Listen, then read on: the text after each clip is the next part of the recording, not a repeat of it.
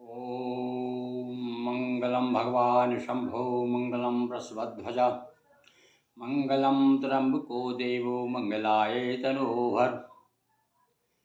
हाँ, भगवान शिव के परम भक्तों, महाशिवरात्रि का महाव्रत आ रहा है। इसी अवसर पर भगवान शिव का विवाह हुआ था और इसी महाशिवरात्रि पर कहा जाता है कि भगवान शिव ने विषपान किया था। जो समुद्र मंथन से जो हलाहल निकला था उसका पान इसी दिन किया था। इसलिए और कुछ विद्वान यह भी मानते हैं कि जो ज्योतिर्लिंग का प्राकट्य हुआ है वो भी इसी दिन हुआ था। ऐसे बहुत से शुभ अवसर इस महाशिवरात्रि से जुड़े हुए हैं। हम आपको आज महाशिवरात्रि की कहानी सुनाते हैं। देखिए, हमारे देश में लौकिक और पौराणिक दोनों प्रकार की कथाएं प्रचलित हैं और दोनों का अपना बड़ा महत्व है। तो मैं आज आपको पौराणिक कथा न सुनाते हुए एक कहानी सुना रहा हूँ। फिर इसके बाद में आपको पौराणिक कथा भी सुनाऊंगा। तो महाशिवरात्रि की बड़ी सुंदर कथा है, बड़ी सुंदर कहानी है और सुनिए वो कहानी। एक शांति नगर नाम के नगर में एक सेठ सेठानी रहा करते थे। दोनों बहुत धनवान था, अच्छा व्यापार चलता था उनका, किंतु थोड़े वो धर्म कर्म से दूर रहते थे। सेठानी को भी मना करते रहते थे कि ये सब पाखंड है, सब दिखावा है और अब खूब कमाओ और खूब खाओ। मतलब वही है कि ऋण कृत्वा घृतम पिबेत, जो एक हमारे यहाँ धारणा है उसके अनुसार चलते थे। ना कभी भजन पूजन करते थे, ना कोई व्रत करते थे और ना श्रीमती को करने देते थे। बहुत समय हुआ, एक बार क्या एक चिड़िया ने आकर के उनके मकान में घोंसला बनाया। बड़ा भवन था और अक्सर देखा है जहाँ बड़े बड़े भवन होते हैं उनमें चिड़िया अपने घोंसला बने रहती हैं।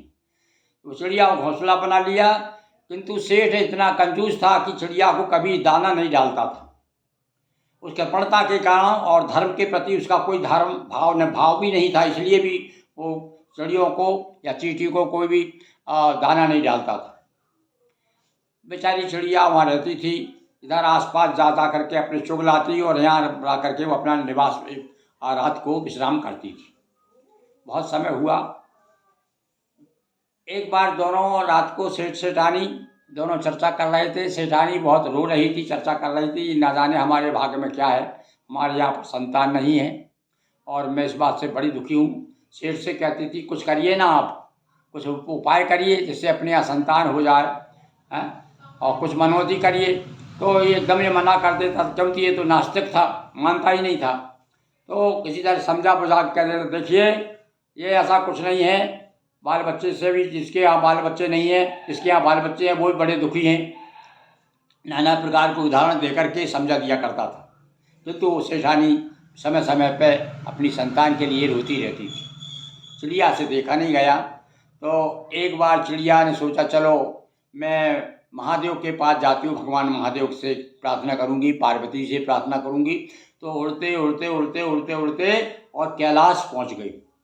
और जब धूप का समय था, जाते जाते गई और वहाँ जाके बेहोश होकर के पार्वती के सामने गिर पड़ी। पार्वती ने देखा, अरे यार कुछ चिड़िया आई, चिड़िया चलो इसको पानी पिलाओ, पानी पिलाओ। तो पार्वती जी ने उसे पानी पिलाया। उसके बाद थोड़ा सा फिर उससे पूछा कि इधर कैसे आ गई, कहाँ से आई। तो उसने कहा कि माँ मैं बड़ी प्रार्थना है, मैं जिसके घर में रहती हूँ एक तरह से मेरी मालकिन है, उसके मकान में रहती हूँ घोंसला बना के, उसके यहाँ संतान नहीं। मेरी बड़ी इच्छा है, अभिलाषा लेकर के आई हूँ और मुझे विश्वास है कि आप जो है महादेव जी से कह करके और उन्हें सेठानी को वो संतान दिला देंगे। देखिए, आप एक चिड़िया की भावना देखिए। इस कथा के माध्यम से बताया है कि जो परहित, जो दूसरों का हित चाहता है वही सच्चा भक्त है। पार्वती जी ने महादेव जी से कहा कि महादेव जी देखिए, ये चिड़िया एक संदेश लेके आई है कि उसके यहाँ पर, जिसके यहाँ रहती है, उस सेठानी के यहाँ पर संतान नहीं है। भगवान महादेव ने विचार करके ध्यान करके देखा, अरे वो इसके तो 7 जन्म तक इसके संतान नहीं।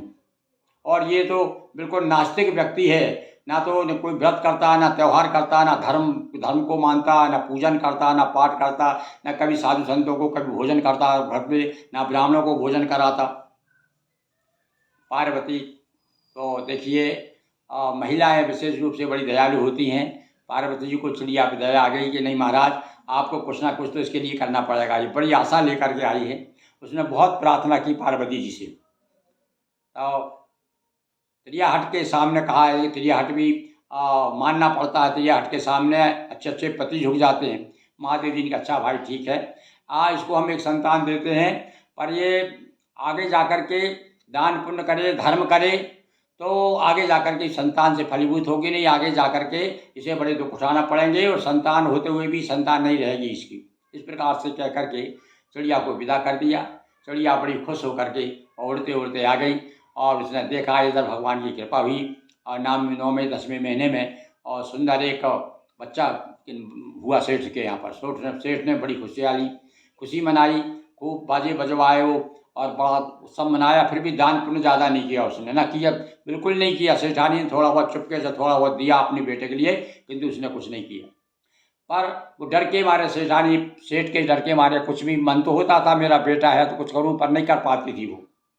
इस प्रकार से होते होते 5 वर्ष हो गए। लड़का 5 वर्ष का हो गया, यानी 5 महाशिवरात्रि निकल गई, पर ना इन्होंने व्रत किया, ना उपवास किया, ना भगवान शिव की पूजन की और न जल चढ़ाया।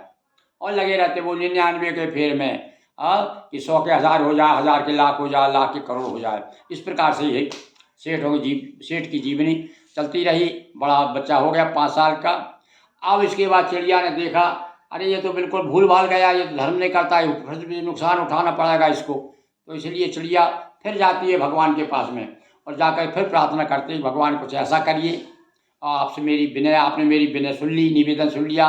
पार्वती से प्रार्थना की, संतान तो हो गई उसके यहाँ पर। वो सेठ जो है बिल्कुल धर्म के प्रति बड़ा विमुख है और कुछ ऐसे ही कृपा कर दीजिए आप, ताकि वो कुछ दान पुण्य करने लगे, ताकि उसकी संतान जो है फलीभूत हो। तब वो विशेष आग्रह मान करके चिड़िया का पार्वती जी और शंकर जी दोनों साधु का वेश धारण करके, पार्वती जी साध्वी बन गई, ये साधु बन गए और जा करके इन्होंने उनके घर जा करके भिक्षा मांगने के लिए कहा कि भिक्षाम देही, भिक्षा दीजिए। सेठ ने तो मना कर दिया। सेठानी भी डर के मारे पति को कुछ नहीं कह सकी, पर लड़के ने देखा, लड़का गया बाहर और बाहर जा करके उनको साधु को पकड़ के ले आया कि आप तो अंदर चलिए, आप हम तो आपको भोजन कराएंगे। इन्होंने कहा कि भाई हमको भोजन कराइए या भिक्षा दीजिए, तो इन्होंने मना कर दिया, पर लड़का लेकर घर में आ गया। देखिए भाई कभी कभी संतान की बात, बच्चों की बात, कितना ही आदमी निर्मोही हो वो हो ही जाता है। और सेठानी ने कहा देखो बच्चा ले आया, नहीं तो नाराज हो जाएगा, बच्चा अपना जो है इसके सुख में अपना सुख है, चलो भोजन करा दो। तब दोनों को बिठाल करके उन्होंने भोजन कराया और उसके बाद से भगवान शंकर की ऐसी प्रेरणा हुई। जब भगवान शिव ने पार्वती ने उसके यहाँ भोजन किया, उसके बाद से उसकी भी वो सारी स्थिति बदल गई और वो भी जो है भगवान शिव की जो है पूजन करने लगा और व्रत त्यौहार आदि सब मनाने लगा। इस प्रकार से भैया ये महाशिवरात्रि व्रत की कहानी है। इस कहानी से शिक्षा यही मिलती है कि हमें अपने जीवन में महाशिवरात्रि का व्रत करना चाहिए, भगवान शिव की कृपा प्राप्त करना चाहिए। तो लीजिए ये कहानी आपको कैसी लगी आप मुझे ज़रूर बताइए। इसके बाद मैं आपको ज़रूर दूसरे एपिसोड में, दूसरे वीडियो में एक वीडियो बनाने वाला हूँ जिसमें भगवान शिव पुराण में जो कथा दी है महाशिवरात्रि व्रत की कथा, मैंने एक शिव पुराण को पूरा दोहे चौपाई में तैयार किया है। तो उसमें से जो कथा है वो कथा मैं आपको आगे जल्दी ही एक वीडियो जारी करने वाला हूँ, उसको भी आप सुनिएगा। बोलिए मेरे साथ ओम नमः शिवाय।